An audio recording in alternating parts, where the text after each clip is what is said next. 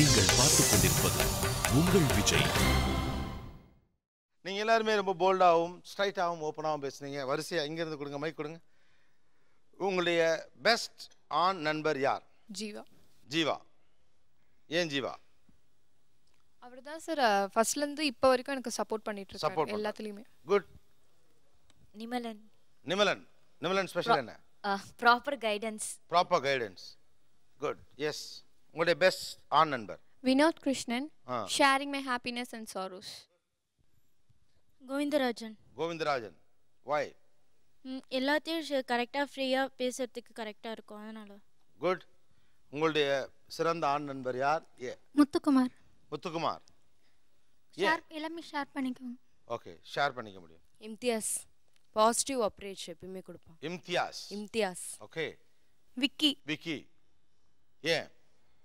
எல்லா விஷயத்துலையும் நல்லா இது பேசுவாங்க, எல்லாத்துலேயும் ஷேர் பண்ணிப்பாங்க அவங்க விஷயத்தையும் என்கிட்ட. அதே மாதிரி. குட். Ilango and money. நான் கஷ்டப்படும் போது அதை எப்படி அதை சால்வ் பண்ணணும்னு நினைக்கிறது, சந்தோஷப்படும் போது அதை எப்படி இன்க்ரீஸ் பண்ணணும்னு நினைக்கிறது. சரண். சரண். வை? ஹெல்பிங் மைண்ட் ஜாஸ்தி sir. Helping mind. Hariharan. Zeeman. Hariharan. Zeeman. Zeeman. ஏன்? பிகாஸ் ரொம்ப ஹெல்பிங் டெண்டன்சி உண்டு. ஆக்சுவலாக என்னோட ஃப்ரெண்டோட அப்பாவுக்கு வந்து ஒரு வாட்டி ஆக்சிடென்ட் ஆயிடுச்சு. ரொம்ப புவர் ஃபேமிலி தான், பட் ஏ பாசிட்டிவ் பிளட் தேவைப்பட்டது. ஸோ ஒரு பாய் ஃப்ரெண்டு இருக்கிறதுனால அவங்களுக்கு ஒரு ஜஸ்ட் ஒரு ஃபோன் கால் தான் பண்ணேன். இந்த மாதிரி இப்போ ஃப்ரெண்டுக்கு வந்து அவங்க அப்பாவுக்கு பிளட் தேவைப்படுது. நான் உடனே ஒன்றும் இல்லை வை, நான் ஹாஸ்பிட்டல் நேம் மட்டும் சொல்லி நான் வந்துடுறேன்னு சொல்லிட்டு ஒரு 10 பசங்களை கூப்பிட்டு வந்து அவங்க லைஃப்பை சேவ் பண்ணியாச்சு. குட். இன்பரசன் சார். இன்பரசன். ஏன்? நல்லா பேசுவேன், எனக்கு ரொம்ப பிடிக்கும் சார். குட். முருகானந்தன். ஏன்? இதெல்லாம் கஷ்டம்னு சொல்லிட்டு அவங்ககிட்ட சொன்னேன்னா அவன் சொல்கிற ஆறுதல் வந்து பூஸ்ட் குடிச்ச மாதிரி இருக்கும். அவ்வளோ ஒரு இதுவாக இருக்கும். அமீர் அகமத். அமீர் அகமத். ஏன்னா ஏதாவது ப்ராப்ளம் அப்படின்னு சொன்னா அதுக்கு சொல்யூஷன் சொல்லுவான். ஸோ அதனால பெஸ்ட் ஃப்ரெண்ட். எஸ். யுகேந்திரன். என்னோட ஹாப்பினஸ் அண்ட் சாரோஸ் எல்லாத்துலேயும் அவன் ஷேர் பண்ணிப்பான். Okay. Okay, let me come to the guest. ஷோவை ரொம்ப நேரம் பார்த்துருந்துருக்கீங்க. ரெண்டு பேரும் பொது தளத்திலும் இருக்கிறீங்க, அதே நேரம் மாணவர்களோடும் சேர்ந்து பழகிறதுக்கான வாய்ப்புகளை நேரடியாக பெற்றவர்கள். இவங்க ரெண்டு தரப்புக்குமே நீங்கள் சொல்ல விரும்புகிறது என்ன? எனக்கு வந்து ஒரு 25 வருஷம் முன்னாடி போன ஒரு பயங்கர பரவசத்தில் வந்து இருக்கேங்க சார். ஏன்னா எனக்கு வந்து 17 வயசில் வந்து ஒரு பெரிய லட்சியமே என்னென்னா அதிகபட்சம் எத்தனை ஆண் நண்பர்களை வந்து உருவாக்க முடியும், அதுதான் என்னோட ஒரே லட்சியமாக வந்து இருந்துச்சு. ஏன்னா 17 வயசில் படிச்சுட்டு நல்ல பெரிய வேலைக்கு போகணும், அதுக்கு போகணும், இல்லை நல்ல பெரிய ஆளானோம் அப்படிலாம் ஒன்றுமே கிடையாது. இந்த சொசைட்டி வந்து ஒரு பொம்பளை பிள்ளை ஒரு பையன் கூட பேசக்கூடாது அப்படின்னு சொல்லுதில்ல, அதை முதல்ல மீறணும். எத்தனை பையன் கூட நம்மளால் பேச முடியுமோ அத்தனை பையன் கூட பேசணும். அதில் வந்து நம்ம வந்து வெறும் நட்பு மட்டும்தான் அப்படின்றத எஸ்டாப்ளிஷ் பண்ணணும் அப்படின்றதான் என்னோட ஒரே நோக்கம்.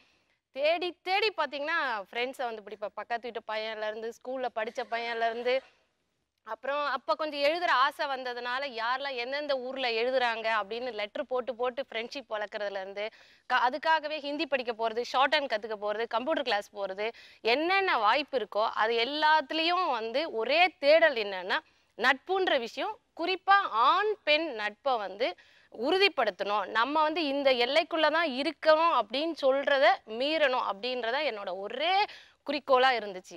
ஆனால் அந்த குறிக்கோள் தான் இன்னைக்கு நான் வந்து ஒரு படைப்பாளியாக, எழுத்தாளராக, ஆசிரியராக உருவாகி இருக்கேன். நான் யாருன்னு இந்த சமூகத்துக்கு ப்ரூஃப் பண்ணியிருக்கேன்.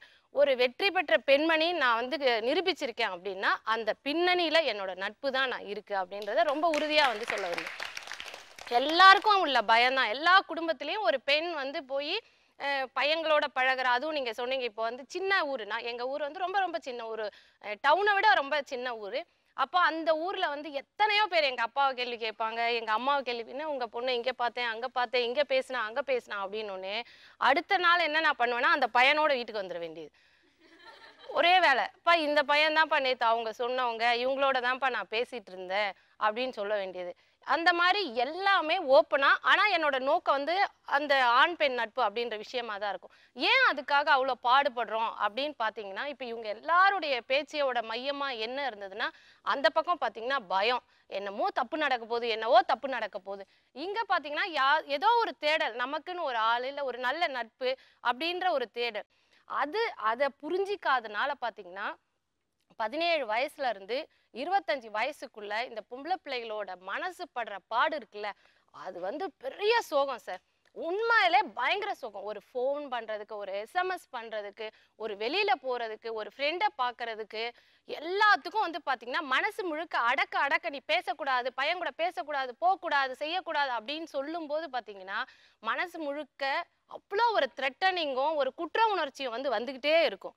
ஆனால் பொம்பளை பிள்ளைங்க பயங்கர கில்லாடிங்க சார். நீங்கள் என்ன தடை போட்டிங்கனாலும் சரி, அதை மீறி ஒரு பையன் கூட பேசணுன்னா பேசியே தீருவாங்க. அதை வந்து நீங்கள் வந்து எந்த அப்பா அம்மாவும் சரி, எவ்வளோ பெரிய ஜெயிலர் அப்பா அம்மாவாக இருந்தாலும் சரி, அதை வந்து தடுக்கவே முடியாது. அந்த நட்புன்றது அவ்வளோ பெரிய பரவசமான விஷயம். நீங்கள் வந்து யோசிச்சு பார்த்தீங்கன்னா அதான் நேச்சர். ஒரு பொண்ணு ஒரு பையனோட பேச விரும்புறதோ அல்லது ஒரு பையன் ஒரு பொண்ணோட பேச விரும்புறதோ ரொம்ப ரொம்ப இயற்கையான ஒரு விஷயம். ஒரு மிகப்பெரிய உத்வேகமே நட்புல இருந்து, குறிப்பா ஆண் பெண் நட்புல இருந்து தான் சாத்தியம். அதை வந்து நம்ம காலங்காலமா வந்து மறுக்கப்பட்டிருக்கிறதுனால இன்னைக்கு தமிழ் சமூகத்துல அதுக்கான வேகமும் வந்து வாய்ப்புகளும் வந்து அதிகமா இருக்கிறதா நான் வந்து பாக்குறேன். ஸோ என்னோட வாழ்க்கையில ஒரு 17 வயசு தொடங்கி இன்னைக்கு வரைக்கும் ஏராளமான ஆண் நண்பர்களோட தான் என்னோட வாழ்க்கை அமைஞ்சிருக்கு. அதை நான் சரியா கையாண்டிருக்கேன். நட்போட எல்லை எது, காதலினுடைய துவக்கம் எது அப்படின்றத பிரிச்சு பார்ப்பதற்கு நான் தான் கத்துக்கிட்டேன். உண்மையிலே ஒவ்வொருத்தருக்கும் தங்களை தவிர வேற யார் சார் தன்னை பார்த்துக்க முடியும்?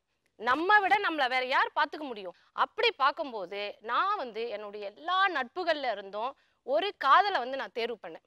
நட்புல இருந்தான் 6 வருஷம் நாங்க வந்து வெறும் நண்பர்களாவே இருந்தோம். நானும் என்னுடைய கணவர் முருகேஷும் வெறும் நட்பு தான். அவர் வந்து புதுக்கோட்டை, நான் வந்தவாசி. டெய்லி கடிதம் எழுதுவோம். அப்புறம் கூட்டங்கள்ல பாத்துக்கிறது, கவிதை பற்றி பேசுறது, இது எல்லாமே வந்து இருந்துச்சு. ஆனா அந்த 6 வருஷமும் அவர் எனக்கு எங்க ஊருக்கு வரும்போது எனக்கு மாப்பிள்ளை பார்த்திருக்காரு. எங்க அப்பா சொல்லுவாங்க, எப்பா இங்கதான் ஒரு மாப்பிள்ளை கூட அமையல, புதுக்கோட்டை பக்கமாவது ஏதாவது மாப்பிள்ளை பாரு அப்படின்னு சொல்லுவார். அவரும் சின்சியரா பார்த்துட்டு அப்பாவுக்கு அன்புள்ள அப்பாவுக்கு நானும் இங்க பார்த்துட்டு தான்ப்பா இருக்கேன், மாப்பிள்ளை ஒன்றும் சரியா அமையலெல்லாம் கடிதம் எழுதுவார். இப்படி மாப்பிள்ளை பார்க்குற அளவுக்குலாம் நண்பரா இருந்தவர் தான் பின்னாடி வந்து என்னுடைய கணவரா வந்து மாறினார். அப்ப எந்த கட்டத்துல ஒரு நட்பு காதலா மாறுது அப்படின்றது எந்த தீர்மானமுமே இல்லை. அப்புறம் ஒரு நல்ல நட்பு ஏன் காதலா மாறக்கூடாது அப்படின்றதையும் நம்ம வந்து பேசலாம். கண்டிப்பா வந்து ஒரு நட்புன்றது முழுமையாக நமக்கான மனப்பூர்வமான, உளப்பூர்வமான, உடல் ரீதியான, சமூக ரீதியான ஒரு பாதுகாப்பை கொடுக்கும் போது ஒரு நல்ல நட்பு, அப்ப அது நட்புக்கான இலக்கணத்தை மீறுது அப்படின்ற அர்த்தம் கிடையாது. ஒரு நல்ல நட்பையே நாம் காதலாக மாற்றிக்கொள்ளும் போது அது ஒரு பாதுகாப்பான வாழ்க்கையாகவும் நிம்மதியான வாழ்க்கையாகவும் மாறுறதுக்கான 100% வாய்ப்பு இருக்கு. இன்னைக்கு நீங்க வந்து பாத்தீங்கன்னா நான் எத்தனை ஆண் நட்பை உருவாக்கினாலும் எனக்கு பதட்டம் கிடையாது, பயம் கிடையாது. ஊர்ல என்ன சொல்லுவாங்களோ, வீட்டுல என்ன சொல்லுவாங்களோ, என்ன மாதிரி பிரச்சனை வருமோ அப்படின்ற பயமே எனக்கு வந்து விட்டு போச்சு. ஏன் அப்படின்னா அடிப்படையில எனக்கு ஒரு புரிதல் கூடிய ஒரு குடும்பத்தையும் நான் வந்து உருவாக்கி கொண்டது மட்டும் இல்லாமல் எனக்கு நட்பு தேவை, அந்த நட்பை நான் சரியாக கையாளுவேன் என்று நான் நிரூபித்ததும் தான் அடிப்படையான காரணமா இருக்கும் நான் நம்புறேன். ஓகே, ரொம்ப அழகாக பேசுனீங்க. யாரும் வெளிப்படையாக இவ்வளோ பேச மாட்டாங்க. 17 வயதுலேருந்து ஆண் நட்பு என்பது எனக்கு நிறைய ஆக்கப்பூர்வமான விஷயமா இருக்குது. ஆக்சுவலாக உங்களுடைய இந்த ஆண் நட்பு என்பது, அதாவது ஆண் தோழர்கள் அவங்கக்கிட்டேருந்து நீங்கள், நான் பெண்ணோடு நட்பு கொள்ளுதல் அப்படின்னு ஒன்று, ஆணோடு நட்பு பாராட்டுதல் ஒன்று, அந்த உலகம் எப்படிப்பட்டதாக இருக்கிறது? அது உங்களை எப்படி கட்டமைத்தது? குறிப்பாக அந்த உலகத்தில் இருந்த சுதந்திரம் வந்து என்னை வந்து எல்லா நேரமும் ஈர்க்கிற ஒரு விஷயமா இருந்தது.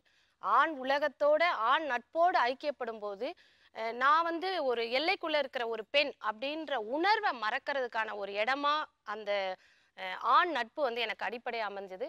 அப்புறம் அந்த ஆண் நட்பு கொடுத்த விஷயம்தான், நான் வெறும் பையங்களுக்காக மட்டும் பேசி பழகல, சும்மா ஒரு இன்ஃபேச்சுவேஷன் மாதிரி பையன் கூட பேசுறோம் போறோம் வரோம் அப்படின்றது மட்டும் இல்லாம அதை தாண்டி என்னுடைய திறமையை அந்த இடத்துல அடையாளப்படுத்துவதற்கான ஒரு மிகப்பெரிய களமாக நான் அந்த நட்பை அமைத்துக் கொண்டேன். அந்த நட்பில் இருந்த நம்பகத்தன்மை உங்களை எந்த அளவுக்கு கவனிக்க வைத்தது? நிச்சயமா நீங்க வந்து ஒரு ஆணை நம்பும் போது கிடைக்கிற உறுதி வந்து ரொம்ப பெரிய விஷயங்க சார்.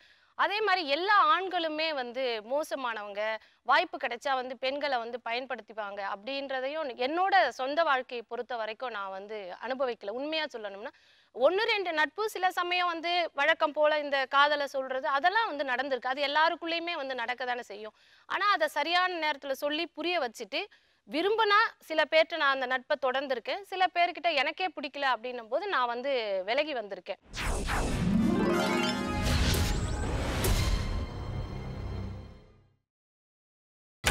நீங்கள் பார்த்துக் கொண்டிருப்பது உங்கள் விஜய்.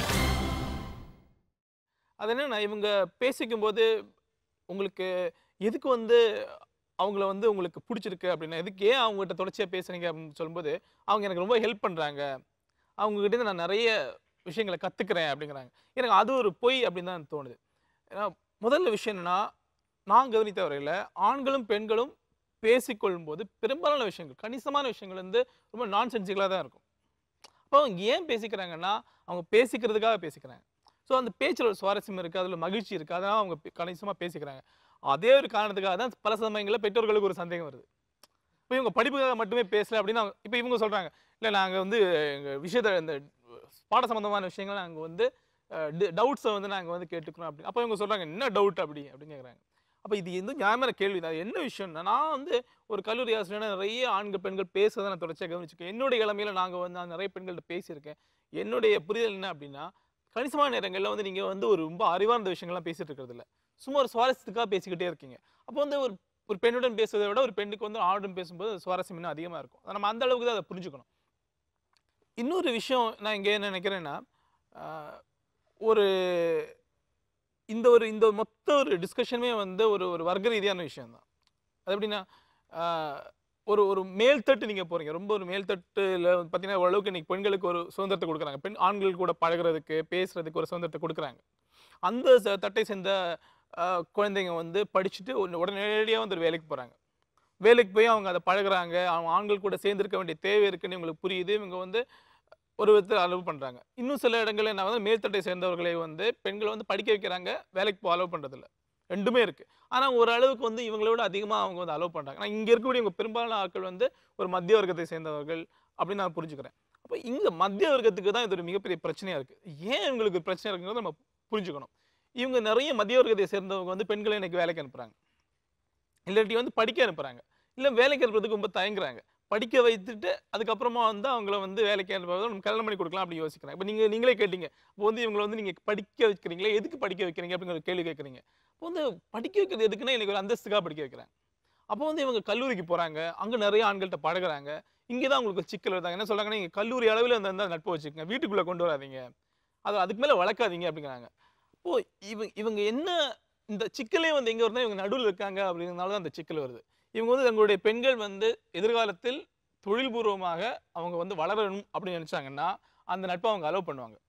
இப்போ வந்து இந்த நட்புடைய முக்கியமான நோக்கமே நான் எப்படி நம்புகிறேன்னா, கணிசமான பெண்களுக்கு ஆண்களுடைய நட்பு ஏன் தேவைப்படுதுன்னா, அது அவங்களுடைய வளர்ச்சிக்கு பெரிய அளவில் பயன்படும். அது அவங்களுக்கே ரொம்ப நல்லா தெரியும். கல்லூரி அளவில் நான் சொல்ல, பட் நீங்கள் வந்து கல்லூரி அளவில் வந்து நீங்கள் நெட்வொர்க்கை உருவாக்குறீங்க, பழகி தெரிஞ்சுக்கிறீங்க அவங்களோட. ஏன்னா நம்முடைய சமூகத்தில் பெண்கள் வந்து கல்லூரிக்கு வந்த பிறகு தான் வந்து ஆண்கள்கிட்ட சகஜமாக பழக முடியுது.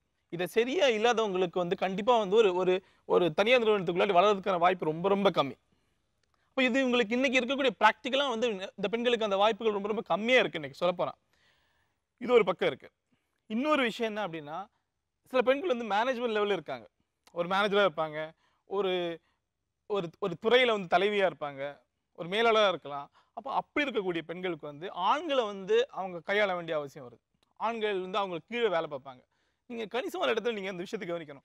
நிறைய நேரங்களில் வந்து பெண்கள் வந்து மோசமான உயரதிகாரிகளாக இருக்காங்க, ரொம்ப கோவப்படக்கூடியவங்களாக இருக்காங்க, ஷார்ட் டெம்பர்டாக இருக்காங்க. இது கூட ஏன்னு பார்த்தீங்கன்னா, அவங்களால பெரும்பாலான ஆட்கள் வந்து இளமையில் வந்து சரியான ஒரு பெரிய அளவில் ஆண்கள்கிட்ட பழகலை. அவங்க ஆண்கள் பற்றி ஒரு பயம் இருக்குது, ஆண்கள் தங்களை டாமினேட் பண்ணிடுவாங்களா அப்படின்னு பயம் இருக்குது. அவங்களை எப்படி ஹேண்டில் பண்ண அவங்களுக்கு தெரியல. இது இவங்க கற்றுக்கிட்டாங்க அப்படின்னா அவங்க ரொம்ப நல்ல மேனேஜர்ஸாக வருவாங்க. நான் கவனித்தவரில் இந்த இளைய தலைமுறை சேர்ந்த பெண்கள் வந்து இந்த விஷயத்தில் ரொம்ப திறமைசாலிகளாக இருக்காங்க. அவங்கள ஆண்களை ஹேண்டில் பண்ண தெரியுது. போன தலைமுறையை சேர்ந்தவர்கள் உயரதிகாரிகளாக வரும்போது அவங்க ஆண்கள் மேலே ஒரு பயத்தோடு இருக்காங்க, ஒரு பாதுகாப்பின்மை அவங்களுக்கு ஏற்படுது. இந்த பாதுகாப்பின்மை எங்கேருந்து வருதுன்னா, அந்த தலைமுறையில் அவங்களுக்கு வந்து ஆண்கள் கூட பழகுவதற்கான வாய்ப்பு வரல. முழுக்க முழுக்க தொழில் முறையில் சொல்கிறேன். தொழில்முறையாக நீங்கள் பார்க்கும்போது இது ஒரு மிகப்பெரிய விஷயம்.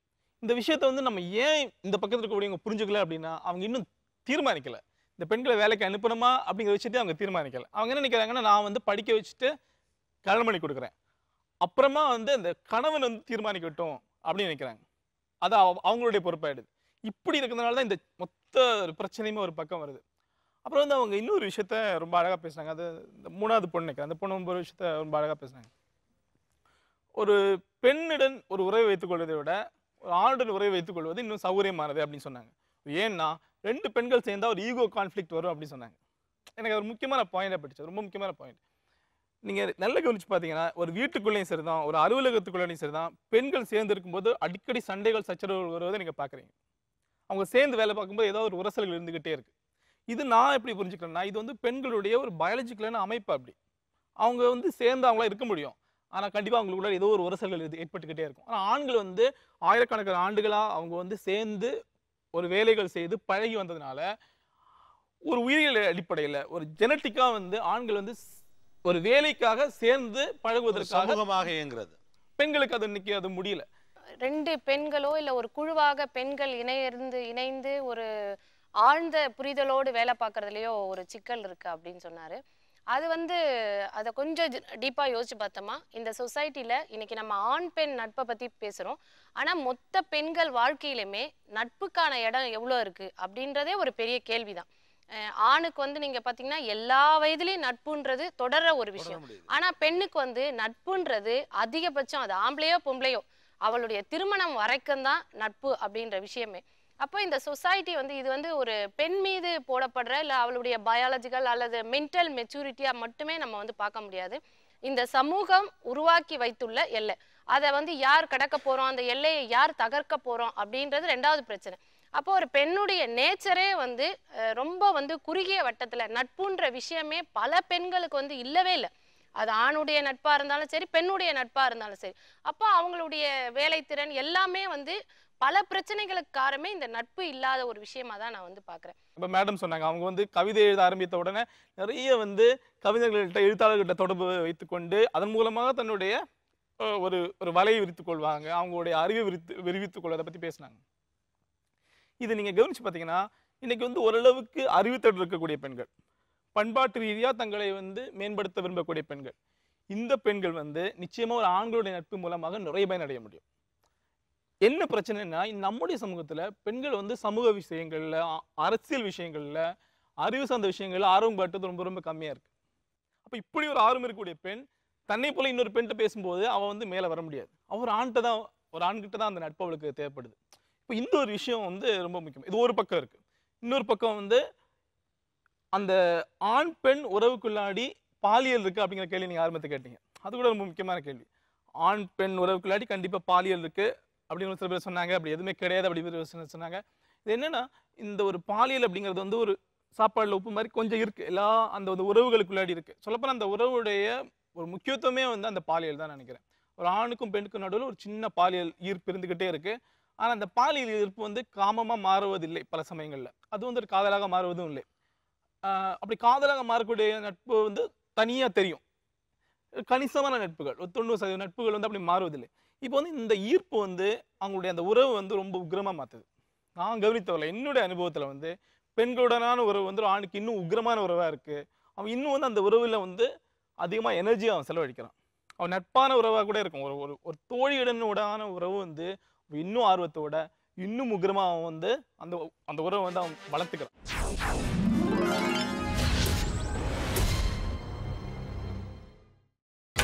நீங்கள் பார்த்துக் கொண்டிருப்பது உங்கள் விஜய். நான் உங்க 2 பேருக்கும் ஒவ்வொரு நிமிடம் கொடுக்குறேன். இவர்களுக்கு நீங்கள் இவங்களை கையாளணும்னு நீங்க அவங்களுக்கு சொல்லுவீங்க? இப்போ வந்து நான் வந்து 3 பொம்பளை பிள்ளைக்கு அம்மா.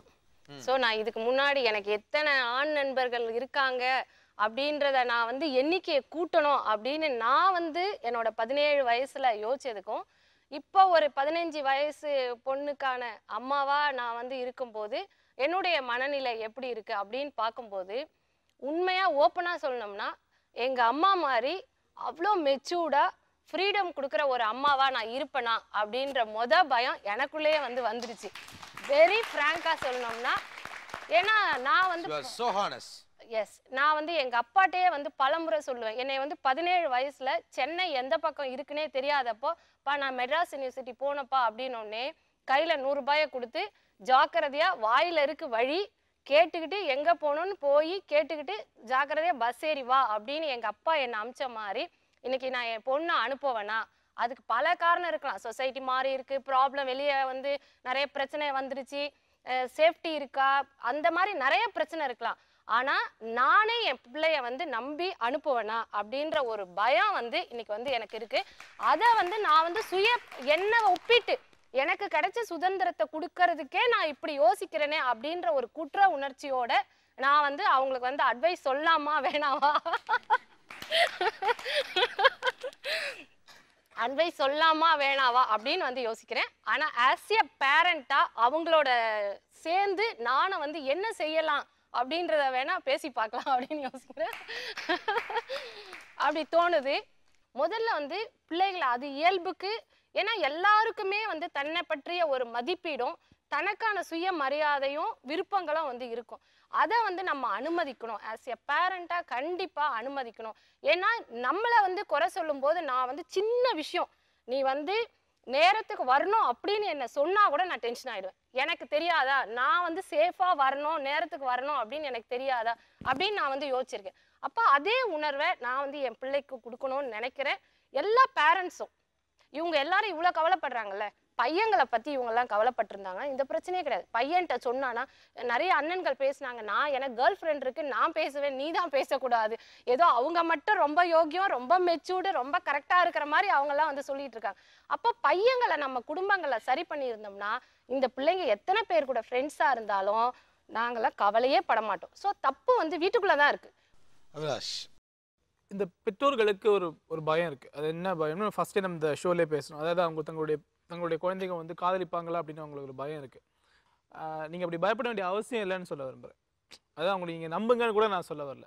அந்த ட்ரஸ்ட்டை பற்றி நம்ம நிறைய பேசணும், அந்த விஷயத்துக்கு கூட போகல. நம்ம ரொம்ப ப்ராக்டிக்கலாக அதை பார்க்கலாம். இன்றைக்கி உலகம் முழுக்க பெண்கள் எந்த அளவுக்கு அதிகமாக அவங்களுக்கு படிப்பறிவு கிடைக்குதோ அந்த அளவுக்கு குறைவாக அவங்க காதல் செய்கிறாங்க. இது யூனிவர்சலி ப்ரொபோஷனான விஷயம். இதான் இன்றைக்கி நடந்துக்கிட்டு கூடிய விஷயம். ஒரு பெண் வந்து எளிதில் காதல் வசப்பட்டு வீட்டோட்டு ஓடி போகிறா அப்படின்னா பிரச்சனை வந்து அந்த பெண்ணுடைய படிப்பில் இருக்குது. எதுக்கு அப்படின்னு கேட்டுப்பாரு. எதுக்கு அப்படின்னு கேட்டோம்னா இந்த படிப்புக்கும் எதிர்காலத்துக்கும் ஒரு சம்மந்தம் இருக்கு இல்லையா. ரொம்ப நல்லா படிக்கக்கூடிய பெண் நல்ல எதிர்காலத்தை அவளுக்கு கிடைக்க வாய்ப்பு இருக்குது. அவங்க ரொம்ப உயரங்களுக்கு போகக்கூடிய வாய்ப்பு இருக்குது. எப்பவுமே காதல் அப்படிங்கிறது வந்து ஒரு விதத்தில் அவங்களுடைய வாழ்க்கையை வந்து குறுக்கிடும் நம்ம இந்திய சமூகத்தில். அது சம்மந்தமாக நிறைய குற்றச்சாட்டுகள் இன்றைக்கி ஆண்கள்கிட்டேருந்து தரப்புலேருந்து வருது. இன்றைக்கி பெண்கள் வந்து காதலிக்கிறதுக்கு தயங்குறாங்க அப்படின்னு. இது இன்றைக்கி ஒரு நிதர்சனமான உண்மை. ஏன் தயங்குறாங்கன்னா அவங்க இன்றைக்கி படிக்கிறாங்க. நீங்கள் அவங்க நிறைய நல்லா படிக்க வைங்க, அவங்களுடைய படிப்புக்கு தடை செய்யாதீங்க. அவங்க நிறைய நல்லா படிக்க வைங்க. அவங்கள வந்து 20 வயசில் கல்யாணம் பண்ணிக்க கொடுக்காதீங்க. ஒரு 25 வயசில் படிக்க வைங்க. அவங்க நல்லா வேலை பார்க்க அலோவ் பண்ணுங்க. நான் வந்து கவனித்த வரையில் கடந்த ஒரு 2-3 இடங்களில் நான் வந்து இந்த கல்லூரி மாணவர்களோடே இருந்துட்டு இருக்கேன். 100கணக்கான மாணவர்களை பார்த்துக்கிட்டே இருக்கேன். நான் கவனித்த வரையில் இந்த ஜோடிகள், காதல் ஜோடிகளும் ரொம்ப ரொம்ப கம்மியாக தான் இருக்காங்க. இது ஒரு 1-2 பேரை பார்த்து நம்ம பயப்படுறோம். ஒரு வகுப்புக்குள்ள இத்தனையோ ஆண்கள் பெண்களோட பழகுறாங்க, அவங்க அவ்வளோ ஜோடிகள்லாம் உருவாகிறது இல்லை. அப்போ வந்து இன்னைக்கு இருக்கக்கூடிய பெண்கள் வந்து இந்த விஷயத்தில் ரொம்ப தயக்கம் காட்டுறாங்க, காதலிக்கிறதே தயக்கம் காட்டுறாங்க. அப்படி இருக்கும்போது நீங்கள் அதுக்காக அவ்வளோ பயப்படாதீங்க. நிறைய படிப்பை கொடுங்க அவங்களுக்கு. நீங்கள் எந்த அளவுக்கு அதிகமாக அவங்கள படிக்க வைக்கிறீங்களோ அந்த அளவுக்கு அவங்க குறைவாக காதலிப்பாங்க. எவ்வளோ அளவுக்கு நீங்கள் அவங்களுக்கு படிப்பை கொடுக்குறீங்களோ அவ்வளோக்கு அவ்வளோ அவங்க குறைவாக காதலிப்பாங்க. பிகாஸ் படிப்பு எல்லா விஷயத்தையும் அவங்களுக்கு கரெக்டாக சொல்லி கொடுத்துருணும். உங்கள் பயம் ரொம்ப நியாயமானதாக இருக்கலாம். ஆனால் ஒரு மிடில் கிளாஸில் நமக்கு ஒரு சிக்கல் இருக்குன்னா ஒரு பெண் குழந்தைய ஒரு மேரேஜ் மெட்டீரியலாக மட்டுமே பார்க்குற மனநிலை நமக்கு இருக்குது. ஏன்னா இந்த ஷோ முழுக்க நான் கவனித்தது பெற்றோர்களும் இருக்கக்கூடிய பயம். இந்த பயம் ரொம்ப யதார்த்தமானது. இன்னும் சொல்லப்போனால் இதுவே கொஞ்சம் ஆச்சரியம். நீங்கள் அப்பா அம்மாக்கள் பிள்ளைகளை கூட்டிகிட்டு வந்து அவர்களுடைய ஆண் நண்பர்கள் பற்றி பேசுவதை காது கொடுத்து கேட்பதற்கும் என்ன சொல்கிறாங்கன்னு கேட்குறதுக்கும் தயாராகக்கூடிய அளவுக்கு ஒரு நிலை இங்கே மாறி இருக்கிறது பெரிய கொஞ்சம் முக்கியமான விஷயம். அட் த சேம் டைம் பிள்ளைகள் நிறைய மெச்சூரிட்டியோட தங்கள் வாழ்க்கை அணுக ஆரம்பிச்சிருக்காங்கங்கிறத நம்மளால் பார்க்க முடியுது. பட் பெற்றோர்களுடைய பயத்தை உதறி தள்ளிட்டு இவங்க இப்படித்தான் அப்படின்னு நீங்கள் ஜஸ்ட் லைக் தட் பேசிட முடியாது. அவங்க ட்ரெண்டிலே இல்லை, அவங்களுக்கு விவரமே புரியாது தான், அவங்க ட்ரெண்டிலே இல்லை தான். பட் நீங்கள் ட்ரெண்டில் தானே இருக்கீங்க. உங்களுக்கு உங்கள் ஆண் நட்பு குறித்த ஒரு நம்பிக்கையை, பயமற்ற சூழலை பெற்றோர்களுக்கு உருவாக்குற பொறுப்பும் சேர்த்தே இருக்கு. நண்பர்களாக தேடி தேடி பழகின வெண்ணிலாவுக்கு இன்னைக்கும் பயமா இருக்கு தன்னுடைய 15 வயது பிள்ளையை தனியாக அனுப்பி வைப்பதற்கு. காலச்சூழல் அப்படி இருக்குங்கிறப்போ, ஏன்னா இன்னைக்கு இருக்க மீடியா இன்ஃப்ளூயன்ஸ் வந்து உங்களை இப்போ முன்னால் இவ்வளோ பியர் ப்ரெஷர் கிடையாது. இன்னைக்கு உங்களுக்கு இருக்க பியர் ப்ரெஷர் முன்னால் இருக்கவங்களுக்கு கிடையாது. உங்களை சரியான பாதையில் நகர்த்தி கொண்டு போகணும் அப்படிங்கிறது அவங்களுக்கு மேபி கொஞ்சம் பதட்டத்தோடு கூடிய விஷயமாக இருக்கலாம்.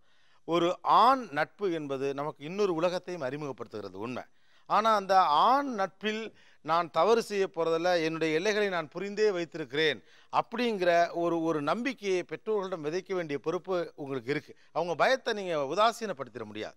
பேரலாக இன்னொன்று என்னென்னா, சகஜமாக சாதாரணமான ஒரு உறவுக்கு உங்கள் வயதுக்கு உண்டான கொஞ்சம் அதீதமான சிந்தனைகளோடு அதை கலர் பண்ண பார்க்குறதே பெரிய ஆபத்து. ஆக்சுவலாக நமக்கு என்னென்னா, என்னெல்லாம் மேக்சிமம் தவறாக நடப்பதற்கு வாய்ப்பு இருக்கோ அதெல்லாம் மனசுக்குள்ளே தோணுது. ஏன்னா பயம், அடுத்தவர் ஏதாவது சொல்லி விடுவாரோ என்ற பயம். பட் காலம் போக போக போக இந்த நிலைகள் மாறுவதற்கான வாய்ப்பு இருக்குது. அவர் இன்னொரு பாயிண்ட் ஆஃப் வியூ ஒன்று வச்சார்.